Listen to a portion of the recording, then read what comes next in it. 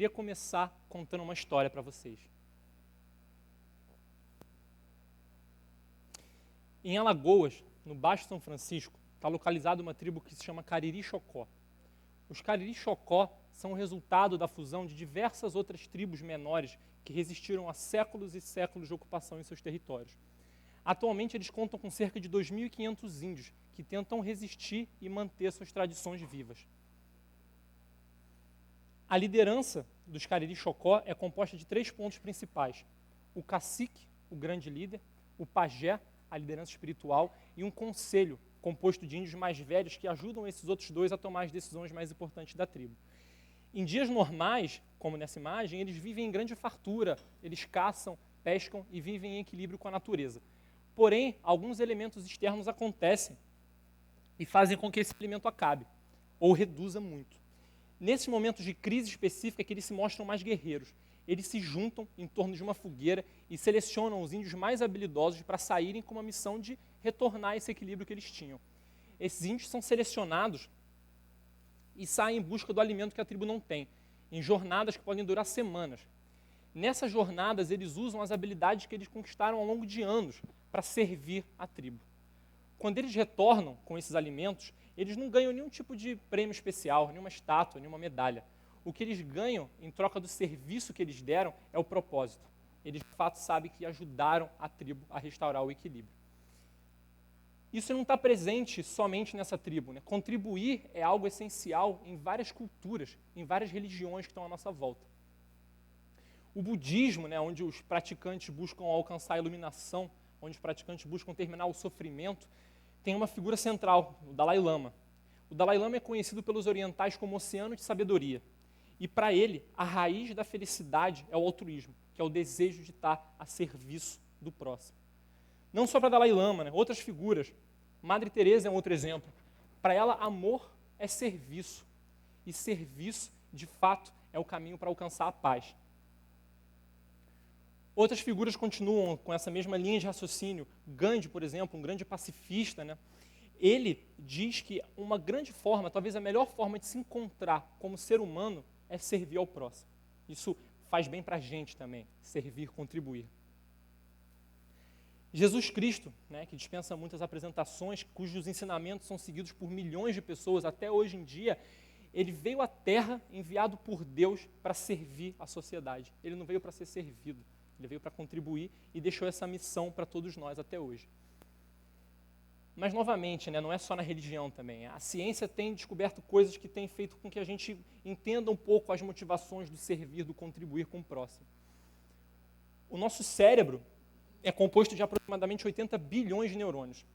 Esses neurônios nos fazem sentir o mundo que está à nossa volta. É por causa deles que a gente sente o mundo.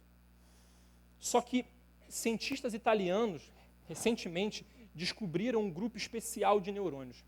Esses neurônios reagem a sentimentos de outras pessoas, que pode parecer um pouco estranho. A esse grupo de neurônios, eles deram o nome de neurônios espelho. Funciona mais ou menos da seguinte forma. Quando eu vejo alguém se machucar, esse grupo de neurônios grita, dor. Só que os receptores do meu corpo mandam uma mensagem de volta falando, não é com a gente, está tudo bem. Então a gente fica tranquilo. Só que esse grupo específico, né, de neurônios, para eles comprovarem a existência deles, eles fizeram um experimento curioso. Eles colocaram 2 pessoas, uma de frente para a outra. Uma com o braço anestesiado, e fizeram que essa pessoa visse a outra receber um corte no braço. Como era de se esperar por eles, esse grupo de neurônios gritou, dor, mesmo vendo o corte no braço de outra pessoa. Como os receptores do braço dessa pessoa estavam anestesiados, eles não mandaram de volta o sinal de está tudo bem com a gente. Então o que aconteceu foi que a pessoa sentiu a dor no próprio cérebro, causada no corpo de uma outra pessoa. Então, esse grupo de neurônios passou a ser conhecido como neurônios da empatia, porque se eu, de fato, sinto coisas que são causadas em outra pessoa, eu vou querer colaborar com elas, eu não vou querer ver elas sofrerem, porque eu sofro também quando elas sofrem. Um outro grupo de cientistas, inclusive, criou uma teoria que diz que quando o ser humano desenvolveu esse conjunto de neurônios, chamado neurônios de espelho, a evolução aconteceu de uma forma mais rápida, porque, de fato, as pessoas tinham um motivo para ajudar o próximo. Então, esse grupo de neurônios é muito interessante e a conclusão disso tudo é que a única coisa que separa você da pessoa que está ao seu lado é a sua pele. Sem ela, sem os receptores que estão nela, você de fato sentiria tudo que ela sente no seu próprio cérebro. E só que essa coisa bonita, né, de servir, de contribuir, não está presente tanto no nosso dia a dia. Diversas corporações, diversas empresas esqueceram esse drive de servir e passaram a pensar somente em ganhar dinheiro das relações. Um exemplo claro disso foi a crise econômica que a gente acabou de passar. Diversos bancos, querendo aumentar o lucro que eles tinham com as pessoas, começaram a criar práticas que acabaram prejudicando a sociedade inteira, o mundo inteiro. Essa é a diretora atual do FMI e ela falou exatamente isso, falou que os bancos deveriam se preocupar também em servir as pessoas, ao invés de servir somente a eles mesmos. Mas não é preciso a gente caminhar e ir lá longe para identificar essa falta do servir. A gente convive com isso todo dia. Todos os dias a gente recebe o desserviço. Desde quando a gente acorda e pega um transporte público até o nosso trabalho, desde o momento que a gente liga no call center para tentar ser atendido e não consegue resolver os nossos problemas, quando a gente tenta comprar alguma coisa e não recebe um atendimento de acordo. Então, essa falta de equilíbrio nas relações, empresas, sociedade, faz com que a gente acabe tendo que se esforçar muito para conseguir experimentar os serviços prestados por essas empresas. E isso acaba respingando também nas pessoas que estão dentro dessas corporações. Porque se eu trabalho dentro de uma empresa que tem como único e exclusivo propósito ganhar dinheiro, eu também não vou ter o meu propósito pessoal realizado. Eu vou ver que eu sou somente mais uma engrenagem, né, dentro dessa máquina que é voltada somente para construir relações desequilibradas. Isso faz com que as pessoas se frustrem muito, fiquem infelizes no trabalho, fiquem sem propósito, deixem de servir.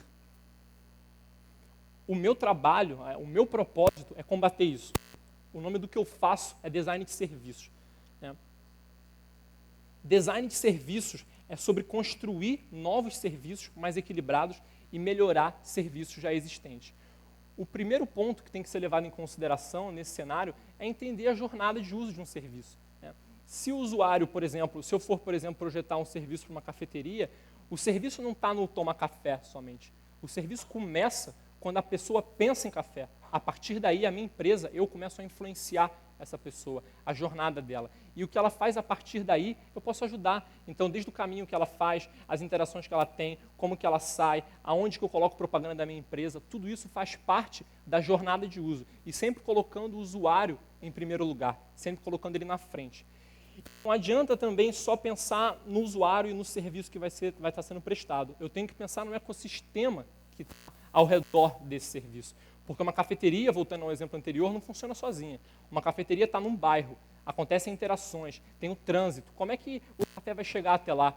Qual vai ser o tipo de lixo que essa cafeteria vai produzir? Para onde que ele vai? Eu posso influenciar isso. E eu não só posso, eu devo influenciar isso, projetando novos serviços.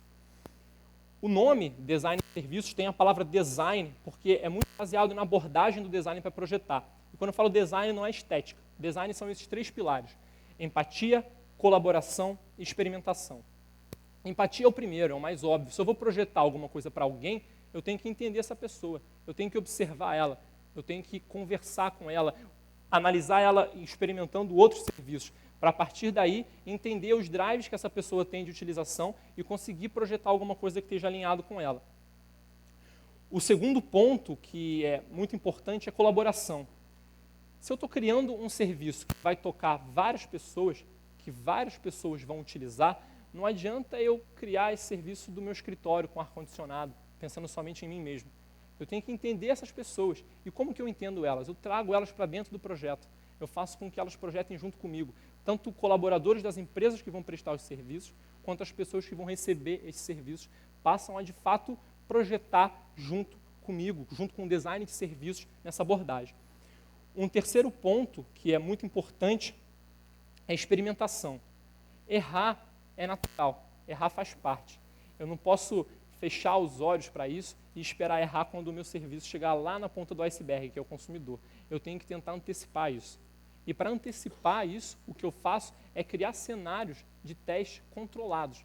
Cenários em que eu consiga experimentar o que eu estou pensando em criar, ainda sem tocar o consumidor, para que eu possa fazer pequenos ajustes e que esses pequenos ajustes possam, de fato, colaborar para que quando a minha proposta chegue no mercado, ela chegue muito mais alinhada, chegue fazendo muito mais sentido para todas as pessoas que utilizam. De uma forma geral, o design de serviços é sobre reconectar pessoas e empresas em torno do ato de servir. Vou mostrar um vídeo agora que resume um pouco do que eu falei.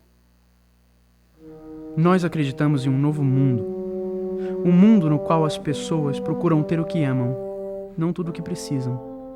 Onde a posse é percebida pelas empresas como um modelo de oferta e não o único caminho de relacionamento com o cliente. Um mundo no qual compartilhar é maior do que possuir. E o desejo de ter acesso a alguma coisa supera aquele de ser simplesmente dono. Nesse mundo, aquilo que não está servindo a alguém passa a servir ao próximo. E empresas e consumidores cocriam resultados e juntos redefinem padrões ao questionarem os atuais sistemas pouco eficientes e, já sabemos, destrutivos. É uma escolha imaginar que esse mundo não existe, que é utópico, um delírio sem sentido. Da mesma maneira que é uma escolha encarar os fatos e concluir que o mundo para o qual os modelos atuais de gestão foram projetados também não existe mais. Acreditamos que para navegar nesse novo mundo, precisaremos de novas lentes. Lentes que nos permitam enxergar novos modelos de negócios desenhados a partir e ao redor do ser humano. Lentes que nos permitam absorver novos pontos de vista que substituam a tradicional visão industrial pautada em produtos e que há muito já não representa as forças atuantes na economia, no Brasil e no mundo. Para nós, produtos não existem. O que costumamos chamar de produtos são avatares de serviços sendo prestados. Defendemos que todo e qualquer meio propagador de interações, seja ele um bem tangível, uma manifestação digital ou um processo, possui um serviço em sua essência. Afinal, se assim não fosse, para que serviria? Precisamos rebuscar a essência do servir, pois ela carrega o segredo para a construção de um novo mundo.